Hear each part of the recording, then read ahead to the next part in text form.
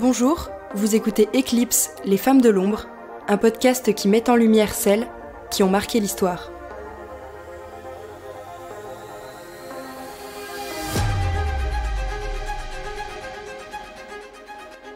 Connaissez-vous celle qui a dédié sa vie à l'émancipation des femmes arabes, celle qui a joué un rôle essentiel dans l'établissement de l'âge minimum légal du mariage des filles à 16 ans en Égypte et qui a contribué à la reconnaissance du droit d'accès à l'enseignement secondaire et supérieur? Pionnière du féminisme arabe, Houda Sha'rawi a dédié sa vie à l'égalité des genres et à la promotion de l'éducation des jeunes femmes. Avec la création de sa revue L'Égyptienne, elle parvient à promouvoir l'avancement du féminisme au sein du monde arabe. Comment Houda Sha'rawi a-t-elle lancé l'un des premiers mouvements féministes arabes dans le contexte du développement du panarabisme et de la volonté d'affirmer la grandeur du monde arabe sur la scène internationale? Un épisode réalisé par Minad Romar. Née en 1879 à El Minya en Égypte, encore sous protectorat britannique, elle grandit dans un harem auprès d'une mère circassienne esclave et de son père Mohammed Sultan, président de la Chambre des députés. Issue d'un père riche, elle apprend le piano, le français et étudie le Coran, mais n'est pas autorisée à apprendre l'arabe. Alors qu'elle n'a que 13 ans, elle est mariée de force à un homme bien plus vieux qui a déjà une première femme et des filles plus âgées qu'elle. Elle met alors comme condition à son mariage la monogamie et exige qu'il répudie sa première épouse.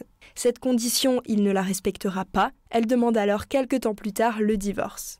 En 1910, elle participe à l'ouverture d'une école pour filles avec la volonté d'enseigner des matières académiques plutôt que pratiques. 4 ans plus tard, elle crée l'association intellectuelle des femmes égyptiennes. Son intention est nationaliste et non religieuse, c'est-à-dire qu'elle s'adresse à toutes, que ce soit des musulmanes, des juives ou des chrétiennes. En 1919, la révolution égyptienne éclate. Menée par Saad Zaghloul, les Égyptiens se soulèvent contre le colonialisme britannique. Les femmes y ont joué un rôle énorme et ont largement contribué aux manifestations pour l'indépendance qui aboutit 3 ans plus tard en 1922. Le parti socialiste WAFT est créé et Sha'rawi est élue présidente du comité central du parti. Aussi, bien que les femmes ont largement contribué à l'acquisition de l'indépendance, elles ne sont cependant pas consultées lorsqu'ont lieu les négociations. Elle adresse alors une lettre à Saad Zaghloul, désormais dirigeant du parti WAFT et Premier ministre égyptien. Elle cite « Il est tout à fait injuste que le WAFT égyptien qui lutte pour les droits de l'Égypte et pour sa libération dénie à la moitié de la nation la part prise à cette libération. » En 1923, elle fonde et devient la présidente de l'Union féministe égyptienne, aussi appelée UFE.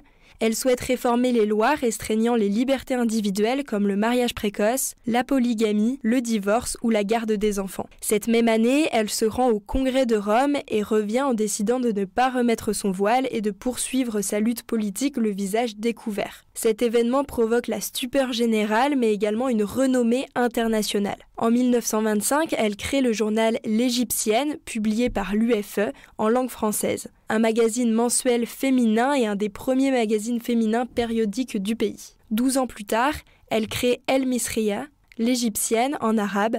Il est alors élargi non plus uniquement à l'Égypte, mais plutôt au monde arabe dans une optique d'unité arabe.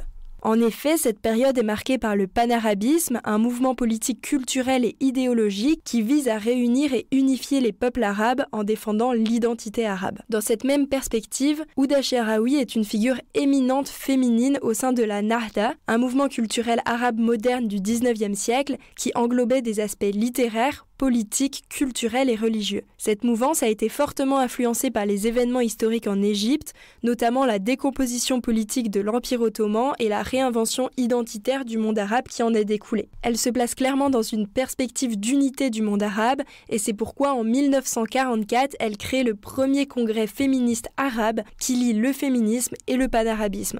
Cette même année est créée la Ligue arabe par le gouvernement égyptien, toujours dans une optique panarabiste, mais aucune femme n'y est conviée. Houda Sha'rawi prononce alors ces mots « La Ligue dont vous avez signé le pacte hier n'est qu'une moitié de ligue, la Ligue de la moitié du peuple arabe. » L'année suivante, elle reçoit l'Ordre des Vertus, un ordre féminin égyptien de chevalerie en récompense du mérite, après avoir représenté l'Égypte lors de nombreux congrès féminins internationaux dans une dizaine de pays. Elle s'éteint en 1947 des suites d'une épidémie de choléra. Après sa mort et suite à l'accession au pouvoir de Nasser, les diverses associations féministes, tout comme les partis politiques, sont interdits. L'Union des femmes créée par Houda Sharawi est réorganisée en tant qu'association Houda Sharawi, axée exclusivement sur des activités sociales et non plus sur des activités féministes.